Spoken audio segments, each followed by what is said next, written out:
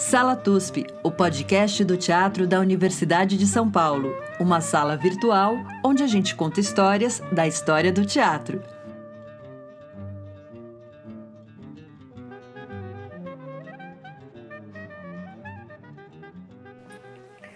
Olá, ouvintes do Sala TUSP. Essa é a nossa sala virtual onde a gente conta histórias da história do teatro. Eu sempre falo isso. Como sempre falo que eu estou na minha sala em São Paulo e meu nome é Maria Tendlau. De Bauru, quem fala é Francisco Pérez. Olá, Francisco. Olá, Maria. Hoje você resolveu assumir o seu bordão, né? Eu tô super de bordões hoje. Acho que tem a ver com o tema. Sim. A gente está conectado hoje com Porto Alegre. A gente vai falar com o Luiz Francisco Vasilevski. Oi, Francisco. Olá, boa tarde, Maria. Boa tarde, Chico. Hoje a gente vai conversar com o Francisco. O Francisco ele é um super estudioso, eu vou apresentar ele. A gente gosta de apresentar o pessoal que faz pesquisa com toda a honra da pesquisa que a pessoa tem, porque a pesquisa no Brasil não é tão valorizada quanto mereceria. Então, vou passar o currículo aqui do Francisco. Francisco ele é pós-doutor em Estudos Culturais pelo Programa Avançado de Cultura Contemporânea da Universidade Federal do Rio de Janeiro, sob a supervisão da incrível Heloísa Buarque de Holanda.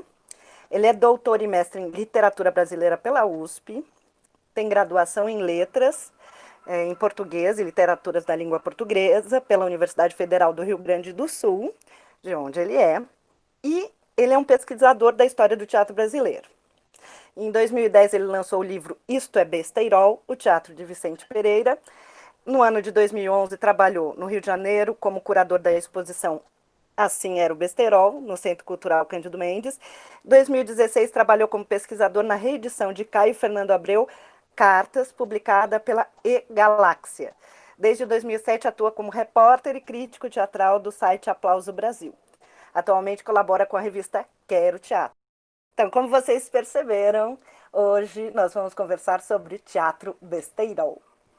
A gente está super animado, eu e Chico aqui ficamos estudando um pouco dos seus trabalhos para a gente poder conversar.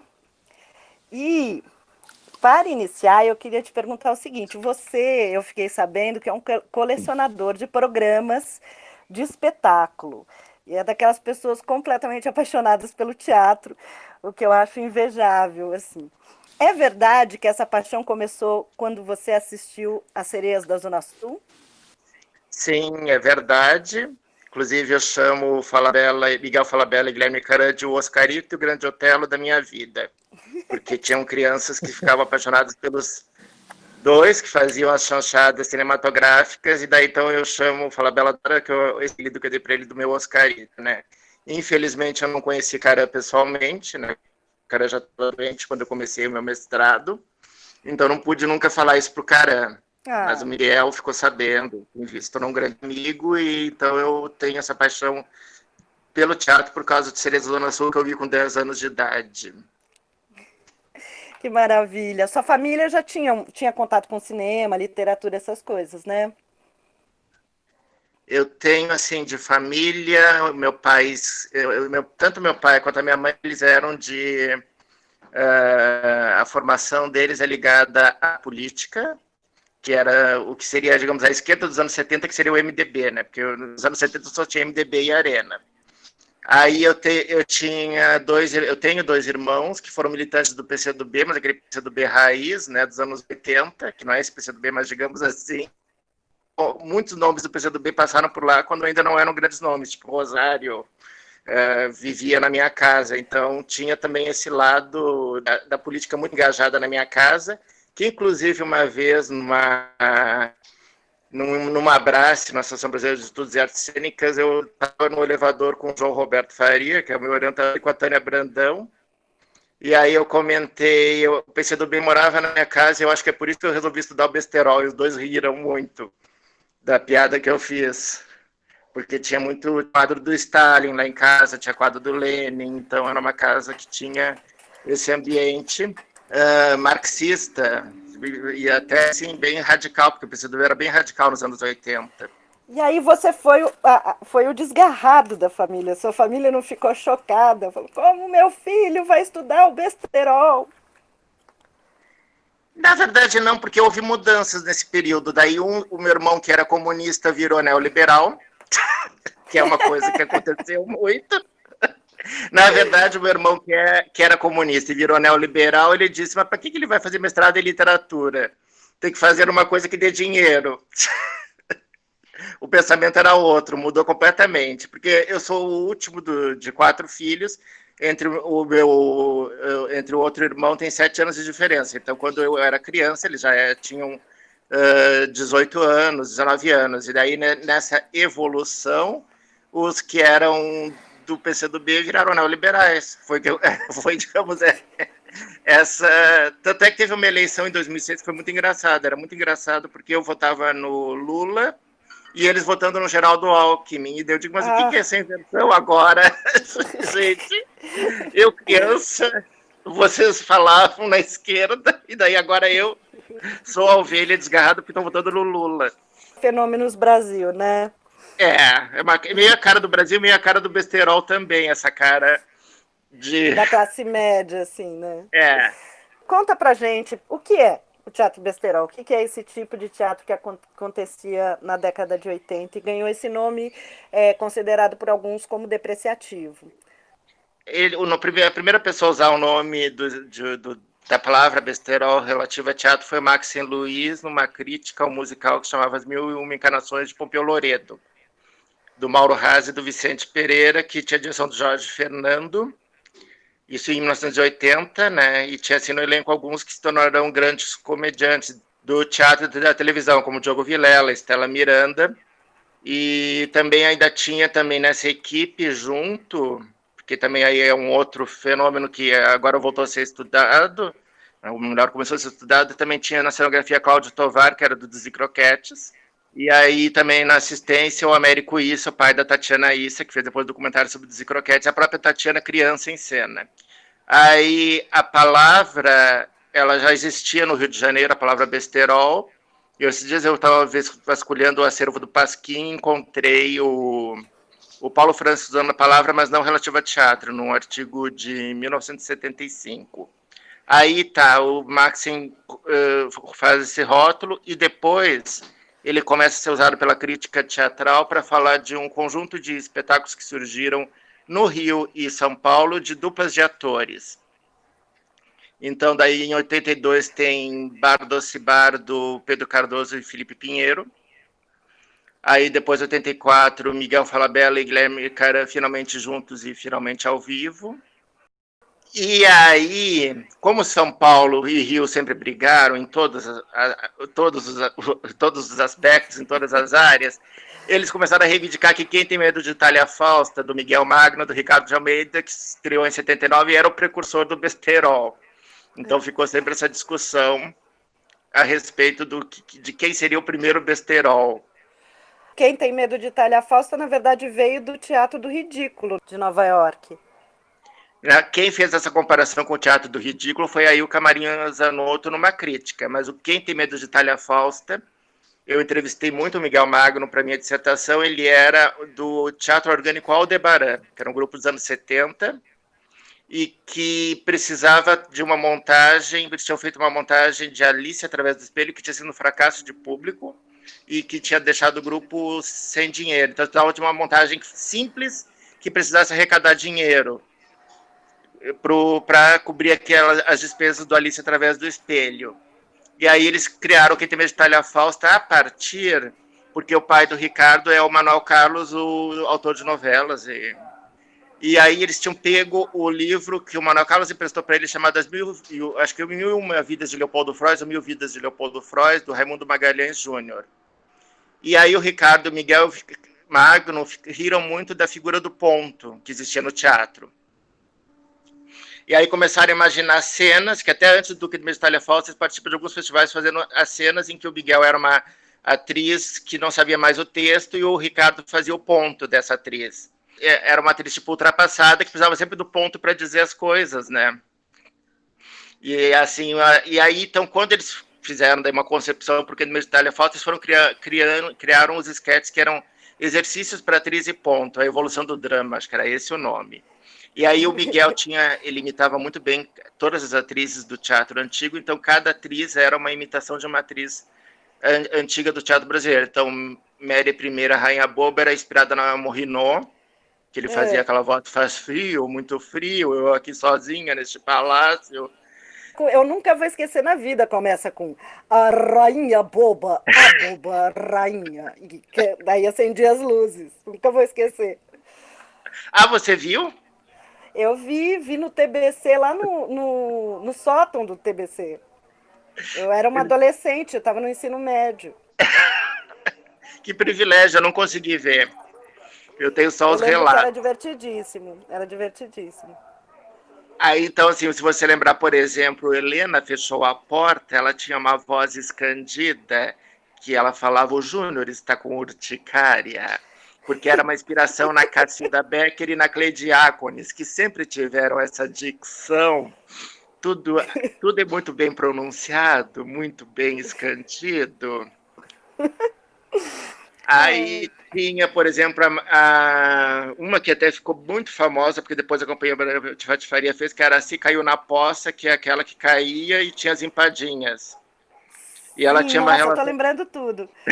Ela tinha uma relação metafísica com aquilo e era inspirada na Marilena Ansaldi, que sempre pautou todas as criações da Marilena Ansaldi eram assim, uma busca metafísica. Deixa eu me lembrar mais. Daí tem Camila Vai ao Baile, que era aquela que ficava na janela, vizinhas apareçam, que era inspirada na Eva Todor, fazendo aquele tipo brejeiro que a Eva fazia, e também na Dercy Gonçalves. Então cada atriz tinha... e tinha do Boneco também. Anitta Enfrenta o Fórum, que aí era inspirada naquelas atrizes engajadas as atrizes engajadas. As atrizes engajadas, exatamente, Ruth Escobar. Mas tinha também a Dona Valdereza, a professora de inglês, que era inspirada, que ela incorporava um caboclo no meio da aula de inglês, e era inspirada nas atrizes da Oficina, que tinham aquela coisa de incorporar em cena. Então era Célia Helena e Ita Nandi. Eles encaravam como uma grande homenagem. O próprio Sandro Polônio e Maria della Costa ficaram muito felizes com a lembrança à Itália Fausta, que era a tia do Sandro Polônio. Que eu vi umas fotos agora da Itália, porque eu pensei, quem que era mesmo Itália Fausta? Fantástica. Foi a primeira trágica brasileira. Sim, ela nasceu em 1879, ou seja, 100 anos antes da estreia do Quem Tem Medo. E dentro da questão do estudo do besterol, tem algumas características que são exclusivas desse modo de fazer teatro?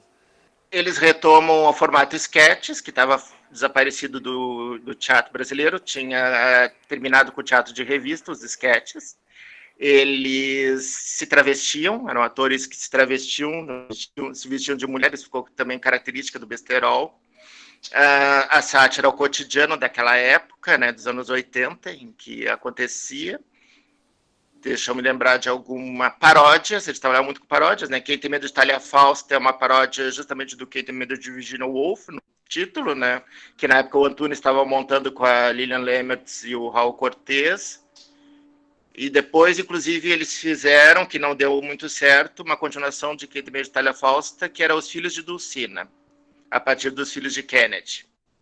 Aí tinha muitas referências a cinema, também ao próprio teatro. Como a gente estava falando, o Quem Tem Medo de Itália Fausta era uma homenagem em tom cômico ao teatro brasileiro. Francisco, o Gerd Bornheim faz uma crítica lá pelas tantas, e que ele chama o teatro besterol de teatro de entreatos. E aí o Miguel Falabella responde num texto que é publicado também no jornal, e eu só queria ler um trechinho para você comentar, porque é muito bom. Que ele diz assim: a fumaça no ar. Dispara-se em todas as direções. Adjetivos andam à espreita, atacando jovens membros da cena carioca. Guilherme Caram foi atropelado por um descartável, ficando de cama por 3 dias, sofrendo de aguda crise de identidade. Vicente Pereira viu-se face a face com um temível besteirol e só conseguiu escapar graças à pronta intervenção de populares que atacaram o monstro. Felipe Pinheiro, perseguido por um teatro brincadeira, recebeu do Facínora uma terrível revelação. Seus hilariantes esquetes tinham suas origens, pasmem, nos esfumaçados cabarés da Alemanha dos anos de 1920. Ou seja, ele tira sarro também dessa coisa de achar, de tentar fazer do besterol uma coisa ligada ao cabaré, para ter algum lustro na história, né?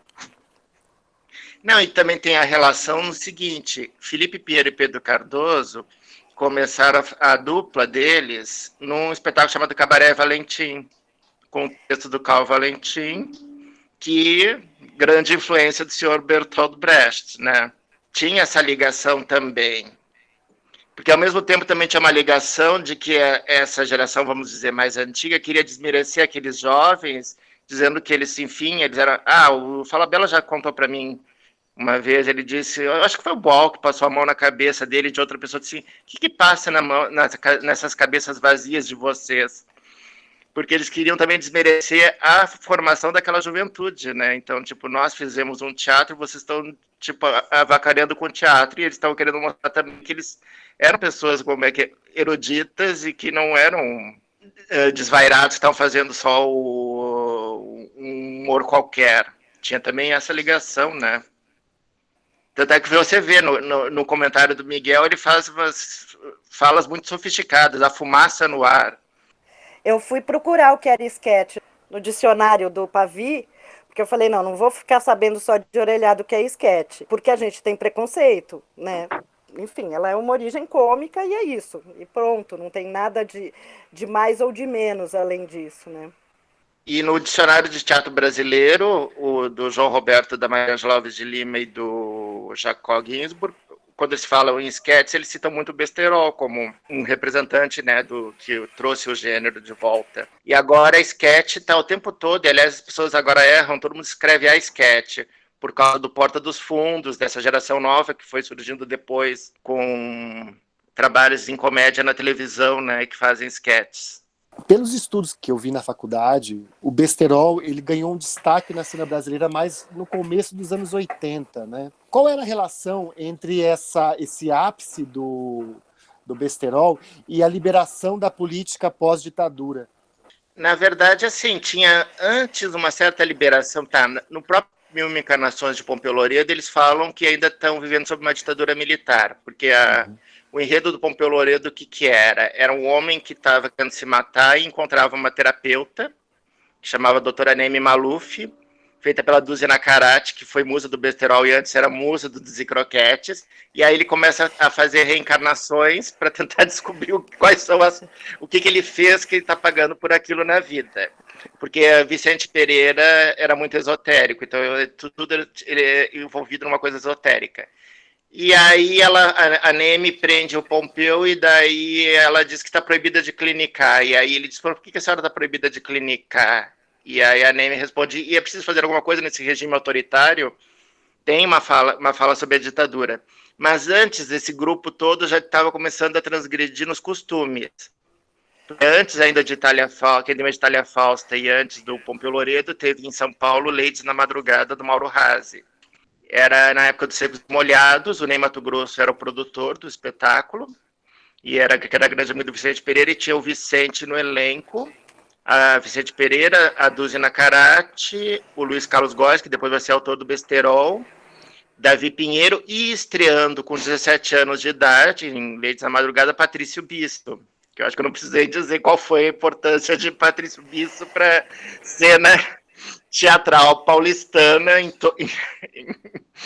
que o Patrício estreia com 17 anos, numa época, enfim, até em que não se discutia nessa questão de ser menor de idade ou não. Patrício entrava como assistente da Libertar Lamarck, que era um navio em que ia transportando a Eva Peron, Libertar Lamarck. Eu lembrei dele hoje, maravilhoso. Você chegou a assistir Louca pelo Saxofone? Não, eu nunca vi nada do Bisso que não tenha sido cinema. Eu vou aproveitar e já emendar com uma outra pergunta, que não era aqui na minha sequência, mas que eu também tenho, ela aqui, que é sobre a questão gay. Que existe uma diferença, né? Qual que é a diferença entre o humor que se fazia até então, que era um humor homofóbico, né? Que a gente pensa, sei lá, nos programas humorísticos de televisão, ou mesmo em esquetes de circo. A gente estava lembrando, eu e o Chico, de circo-teatro e de circo, que eram bastante pesadas em relação à orientação sexual. Mas também o Besterol não chegava a ser um teatro de ativismo gay. Onde que ele se enquadra aí? Porque é um teatro com características, ou pelo menos com muitas referências à questão homossexual, não é?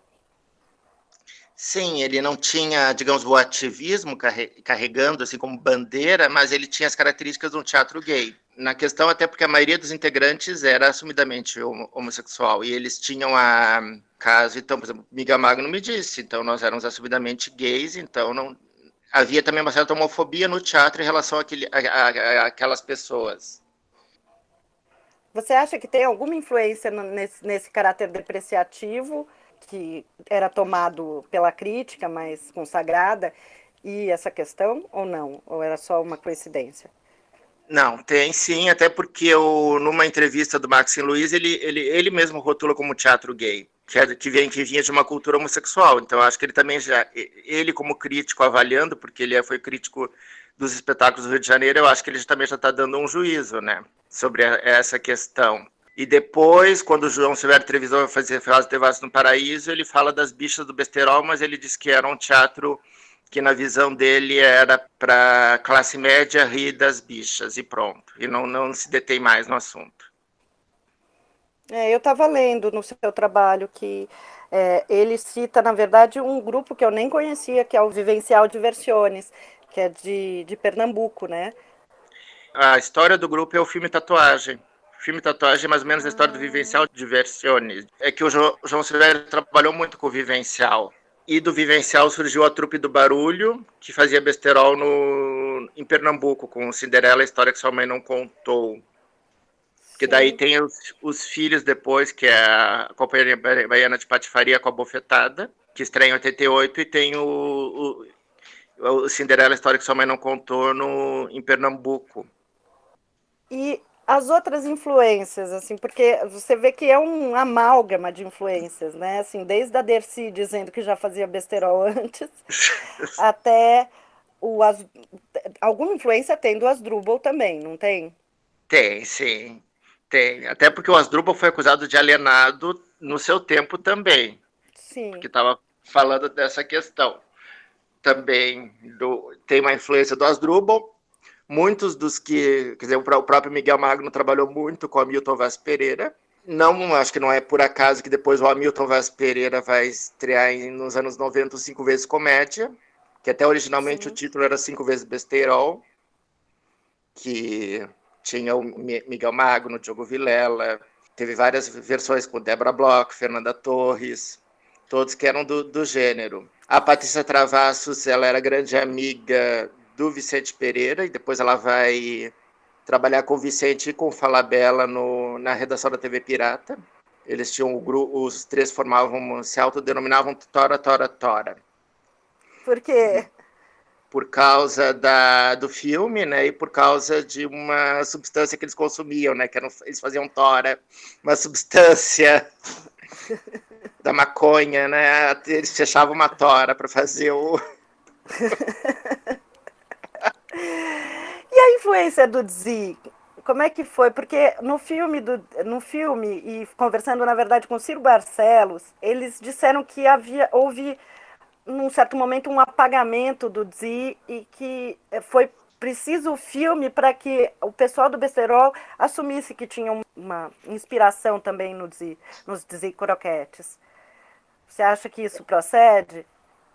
Procede sim, porque os Dzi, no mesmo tempo que eu falei do Ladies à Madrugada, mas no mesmo tempo o Dzi estava surgindo, o Ladies inclusive sucede o Dzi no Teatro 13 de Maio, em temporada, com a mesma estética. Então o Dzi tinha o travestimento. O último espetáculo Dzi Croquetes, o TV Croquete, canal Dzi, ele estreia em 1980, no mesmo ano do Pompeu Loredo, e também trabalha com formato de esquetes. E alguns integrantes do Dzi vão trabalhar no Besterol. Então, Cláudio Gaia vai trabalhar tem uma segunda peça depois do Pompeu Loredo que chama A Receita do Sucesso, que daí vai ter Cláudio Gaia Pauletti, que também era do Dizzy Croquetes. Como eu falei, o Tovar está como cenógrafo e figurinista nas Mil Encarnações de Pompeu Loredo. Aí o Américo Issa, que era o pai da Tatiana e trabalhava na equipe técnica do Dizzy, também está trabalhando nesses espetáculos, né? A Tatiana estreia no Pompeu Loredo com 6 anos de idade. Então tem essa ligação entre a... E também tinha um deboche nessa coisa do ser engajado, porque no TV Croquete, canal Dizzy, tinha uma apresentadora que era repórter de Alta Agulha Roxo, inspirada no Homem de Sapato Branco. E aí ela dizia assim, vamos exibir um filme agora tcheco e para provar que somos engajados, um filme brasileiro. Também tinha sempre esse deboche, porque o Dizzy também era acusado de não ser engajado naquela militância de esquerda. Eu moro aqui em Bauru, né, já faz 12 anos. As pessoas da cidade, elas se dividem aqui em Bauru, pelo menos na minha visão, em 2 partes, né? Um pessoal um pouco mais antigo, que já tem estrada aí, e uma geração nova que nasceu do stand-up comedy para cá, as influências que eles têm. Eu percebo que na cidade, o Mauro Razzi, enquanto figura histórica ou figura artística, ele foi apagado com o tempo. Porque nós fizemos uma leitura dramática do Pérola há alguns anos atrás, apareceu pouquíssima gente para fazer a leitura, e apareceu uma artista que já faleceu, ela contava com lágrimas nos olhos as fases do Mauro Razzi aqui em Bauru. Você pode falar um pouquinho sobre a influência dele na estética do besterol? Ele foi criador, né? Porque ele estava como autor e também tocando piano no Ladies da Madrugada, que eu falei, né, em 74. Aí depois, no Pompeu Loredo, ele está como um dos autores. Aí depois ele vai continuar, Receita do Sucesso ele escreve. Aí passa para o Miguel Falabella e Guilherme Cara, finalmente juntos e finalmente ao vivo, que ele é um dos autores. E ele encerra a participação dele no Besterol com o Pedra Tragédia. O Pedra Tragédia, que foi feito bem na época que o Boal montou Fedra com a Fernanda Montenegro, né? Eles decidiram fazer uma coisa que a chanchada fazia muito. Então tinha matar ou correr em vez de matar ou morrer. Então fizeram Pedra Tragédia, que tinha o esquete do Miguel Véu Grinalda, o do Vicente Pereira chamado Tristões Sindicato e o do Mauro chamado Ifigênia em Sodoma. Que é o Ifigênia em Sodoma, daí já se fala muito na questão do besterol dentro do sketch, nessa questão metateatral, que é uma atriz que é uma coisa que eu acho que muita gente pegou, quer dizer, eu peguei até nas faculdades, é uma atriz que vai com uma capa preta, ela vai sozinha representar os 60 personagens de uma tragédia grega. Então, através de códigos, ela vai dizendo, quando eu botar a mão assim é Cassandra, quando eu fizer assim é Écuba, quando eu fizer assim é Agamenon, quando eu fizer assim... E ela entra em conflito com uma crítica de teatro. Tá. A atriz era feita pela Thelma Heston e a crítica era feita pela Ana Lu Prestes. E tinha a esposa da crítica feita pela Estela Freitas. Elas ficam em duelo em cena, brigando no Ifigênia em Sodoma. Que depois a Companhia Baiana de Patifaria pegou o esquete e colocou na bofetada. E os esquetes, eles têm essa característica, né? Como no circo, você tem as rotinas clássicas cômicas, os esquetes no final acabam tendo essa função. Eu posso pegar o esquete do Falabella e fazer, ou o esquete do Magno e fazer. Sim. Sim, no caso que eu falei da bofetada, ela foi feita com os exercícios para atriz e ponto do Temer Talha Fausta, a conferência das professoras Fanta Maria e Pandora, e o Ifigênia Sodoma, que eles rebatizaram de o calcanhar de Aquiles. E aí depois acontece um problema que o Mauro Razzi renega o besterol, ele não quer saber nem de ser lembrado como autor e não permite as montagens dos textos da época. Por que isso? Porque ele queria ser visto como um autor sério. Isso é um mal que acontece sempre. Martins Pena não escreveu dois dramas que são horrorosos? Sempre aconteceu isso.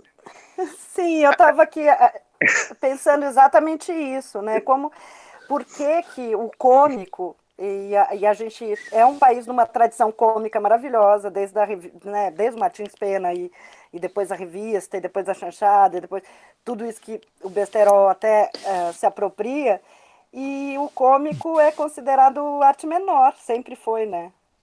Sim, então, quando ele passa a escrever para o Teatro dos Quatro, com a Cerimônia do Adeus, aí ele começa a renegar as peças do besterol, que daí ele quer ser visto como um autor sério.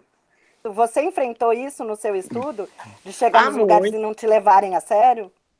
Na verdade, quando eu cheguei no mestrado, o problema maior era as pessoas desconhecerem o que era o besterol. Eu me lembro que na ECA eu fazia uma disciplina com o saudoso Clóvis Garcia, e aí tinham duas colegas ligadas a teatro, né? E aí eu falei, eu estudo besterol. Daí uma perguntou, de que época? Eu fiquei quieto, né? Porque só existiu nos anos 80. Aí eu comentei com o outro, e daí o outro, de que país? Eu digo, é um gênero só brasileiro, mas eu ficava quieto. Mas é a desinformação do que o preconceito do... Nós somos uma geração dos anos 80, né?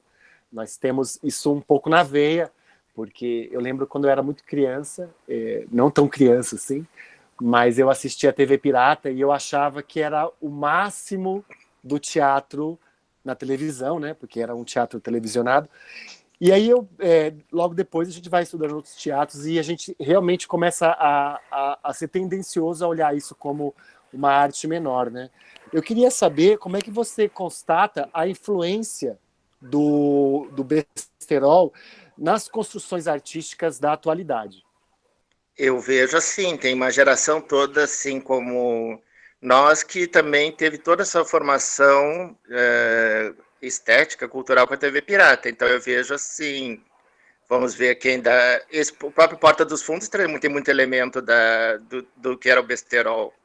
Uhum. Eu vejo assim, estou pensando assim, Porta dos Fundos, deixa eu me lembrar assim, o Paulo Gustavo é outro que é herdeiro dessa geração, uma Mônica Martelli, tem vários desses cômicos novos que são herdeiros do gênero. Outros que são antes do Paulo Gustavo e da Mônica Martelli, herdeiros do besterol, é a Terça Insana. Já estava me esquecendo, tem que sempre ser lembrada. A Terça Insana, e eu sei muito bem porque eu sou amigo da Grace e da Ilana Kaplan. A Grace via as peças do besterol quando jovem. A Ilana estreou em Porto Alegre, o primeiro espetáculo de sucesso dela foi Passagem para Java, que tinha os esquetes de Que Tem Medo de Itália Fausta. Então tem o pessoal da Terça Insana antes, então daí tem Marcelo Médici também. Toda essa geração que surge. Você acha que o stand-up comedy ele pode ser considerado um filho do besterol?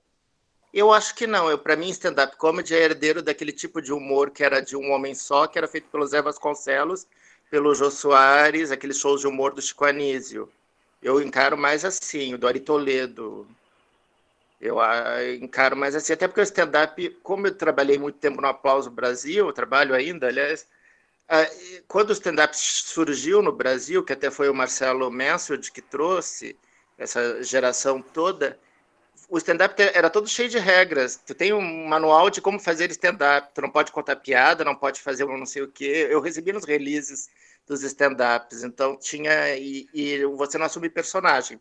Pelo menos o stand-up que eu recebi as doutrinas lá por 2009, quando ele começa a despontar aqui, ele tinha várias regras. Então, assim, besterol tinha personagem. Então, se o stand-up não tem, ele não é, para mim, um besterol. Terça Insana tinha personagem. Depois a Grace até começou a me dizer, eu não aguento mais Francisco dar entrevista para acadêmico que fica dizendo que eu fui precursora do stand-up. Ela diz, eu estou muito mais ligada àquela geração do besterol do que esses stand-ups que surgiram depois da Terça Insana. Porque daí eles começaram a querer enquadrar a Terça Insana, que surgiu em 2001, como precursora do stand-up. Aí tem essa história, stand-up não tem personagem, besterol e Terça Insana tinha personagens. Tô pensando aqui, não, tava pensando nas pessoas do Terça Insana e tudo mais. Tem Grace, Luiz Miranda, que faz a Sheila. A Mila Ribeiro. A Mila depois fez parte também. Graziela Moreto, logo no começo. Sim, todos estudaram conosco, né? Vai, não me deixem velhota só sozinha. Não, Maria, eles não estudaram comigo. Ah, eles são da minha geração. Alguns aspectos do besterol hoje seriam considerados inapropriados para serem apresentados, né? Seriam, sim. Tem um sketch do Mauro Razzi até que eu publiquei em 2016. Ainda não estava tão forte essa questão, em que na rubrica falava que o ator pode ser um ator negro ou pode ser alguém pintado de negro. E agora então já não pode. Mas, então, tem muita coisa que seria cancelada na época. Muita coisa da TV Pirata hoje não poderia ser feita. Tem aquele sketch dos negros, que eles estão todos pintados de negros, né? Pai, eu sou negro. Tá Diogo Vilela, Neila Torraca, né?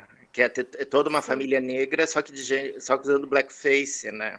Uma grande parte da TV Pirata era baseada em sátiras, e a outra parte em depreciação, né, de algumas categorias, né, o gay, o negro, a mulher, a lésbica, eles tiravam o cômico dessas situações, né.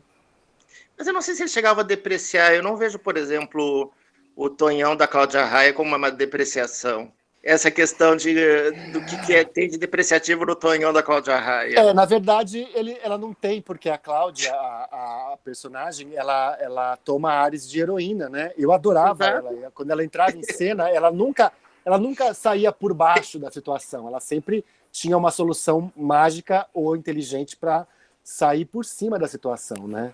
Então ela era uma heroína, no caso. Naquela novela ou série das Presidiárias, eu vejo o Tonhão como grande destaque. As outras ficaram todas ali. Tinha uma ativista que a Cristina Pereira fazia, que ficava com o boina do Che Guevara, que não tinha muita importância. Aí tinha outra que era uma madame e tal. E aí, mas então para mim o Tonhão ficou sendo o destaque daquilo. Então deu um empoderamento ao lesbianismo, né? Para mim não é lesbofóbico o Tonhão. Mas, enfim, é a minha opinião. Se uma lésbica chegar aqui, pode ser que ela queira me encher. Não sabemos. Nós somos frutos de uma geração que não era politicamente correta. E hoje em dia, pensando em coisas que eu adorava, eu posso ficar chocada. Então, é bom porque a gente fica se revendo. A gente podia pôr, depois, no descritivo do vídeo, a gente põe um link de algum vídeo da TV Pirata, porque... para as pessoas entenderem do que a gente está falando, as pessoas mais novas. Não, eu queria agora que o Francisco se enroscasse. Vou colocar ele numa situação complicada como gaúcho, que é o seguinte: eu sempre olhei o besterol como uma característica muito carioca. Talvez isso não seja verdade, mas a sensação que eu tenho, até voltando os primórdios da comédia de costumes do Martins Pena, imaginar que esse ar de corte decadente que o Rio de Janeiro tem é um conteúdo bastante propício para esse tipo de humor. Você concorda, não concorda? O que pode dizer a respeito? Não, eu concordo que ele teve muito sucesso, digamos, ele tem muito mais sucesso no Rio de Janeiro do que em São Paulo. Ele acontece muito mais no Rio de Janeiro do que em São Paulo. Posso dizer isso. Agora, a questão da corte decadente, eu já não vou entrar nesse mérito, mas tem que os grandes nomes aconteceram no Rio. Isso acontece. Estou aqui até pensando na tua pergunta, Maria, nessa questão aqui. Na verdade, realmente, os grandes nomes estavam no Rio de Janeiro, do gênero, e até a própria TV Pirata é criada pela TV Globo com os autores, uma parte dos autores do besterol que estava no Rio, da outra parte do Planeta Diário, que também estava no Rio, né? Que depois vai gerar o Cacete Planeta. Musicalmente também tinha, esqueci também de falar de uma pessoa importante no gênero, que fez as músicas do Pompeu Loredo e da Receita do Sucesso, que era Eduardo Duzec, que ele compunha com o Luiz Carlos Góes, que também era autor do gênero. Então, também esqueci de falar agora, que bom que eu lembrei do Duzec. Que eu estou falando de corte decadente, os cariocas que me desculpem, com todo o amor e carinho, mas uma coisa que eu acho que é importante a gente deixar claro, que tinha uma crítica, além das divas, enfim, tinha uma crítica muito direta à classe média, né? Sim, tinha uma crítica à classe média. Pegando o exemplo, então, do Pé da Tragédia, aquele sketch do Miguel Falabella, que a filha sonha com um casamento de luxo e aí ela contrata promoter mais importante do Rio de Janeiro. E aí ela vê que o casamento vai custar uma fortuna, e daí ela decide matar a mãe para ter o seguro de vida da mãe, para conseguir pagar. Aquilo, para mim, pode ser feito no Rio, São Paulo, Porto Alegre. Eu já transitei por esse meio de produções de colonismo social e de casamento, sei de que aquilo ali pode ser feito em qualquer lugar, assim, serve para o Rio, São Paulo, Porto Alegre, serve para Passo Fundo, serve para qualquer cidade do Brasil. Essa ideia de uma ascensão a partir de um casamento, de fazer um casamento. Aí até vou te voltar com a provocação, Maria. Eu quando morava em São Paulo, eu sempre via muitos casamentos assim, que custavam fortunas de dinheiro, e adorava ver as matérias do Estado de São Paulo dizendo assim: casamento acaba antes que terminem de pagar a festa. Tipo, o casamento foi parcelado em 12 vezes e a relação dos dois durou 8. Sim, sim. Não, mas total. A classe média é coisa nossa, é coisa do Brasil mesmo. Não, tô brincando, tem classe média em tudo quanto é lugar. Mas essa classe média brasileira, fofinha, aquela que se diz um pouco, como é que chama? Descendente de importados, né? Dos imigrantes. Dos europeus, ou daqueles que descendem dos quatrocentões, enfim, aí pensando em Bauru, pensando no interior paulista, pensando em Bauru porque o Mauro é de lá, né, o Mauro Raz, nossa, mas é o paraíso para esse tipo de humor. Eu lembro que eu adorava, eu passava muito pelaquela esquina da Paulista com a Consolação, e eu adorava ver as noivas no sábado, que fica todo aquele desfile em volta naquela igreja que tem. Queridos, o nosso tempo voou e hoje nós tivemos interferência de carro do ovo, de filha da entrevistadora, de todas as coisas que poderiam acontecer. Espero que nosso áudio, que Francisco nos salve na edição. E quer fazer mais uma pergunta, Chico? Não, só queria agradecer, e foi bem divertida essa conversa, apesar de muito rápida, né? Poderíamos passar uma tarde inteira aqui falando do besterol, que na verdade eu não posso negar que é uma das minhas origens. Mas gostei muito, muito obrigado, Francisco, meu xará, pela entrevista. Foi divertidíssima, de relembrar algumas coisas. Querido, vamos ficar em contato, porque eu acho que você é uma pessoa aí para a gente fazer mais de um podcast. Oba, estou disponível. Sim. Então a gente fica por aqui, ouvintes. Conversamos com o Luiz Francisco Vassilevski, diretamente de Porto Alegre. Fiquem em casa se puderem e riam muito, porque isso é importante.